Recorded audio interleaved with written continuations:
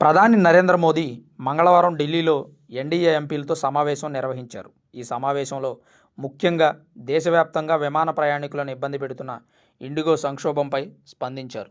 విమానాల నిర్వహణ లోపాల వలన ప్రయాణికులకు ఎలాంటి ఇబ్బందులు రాకూడదని స్పష్టం చేశారు.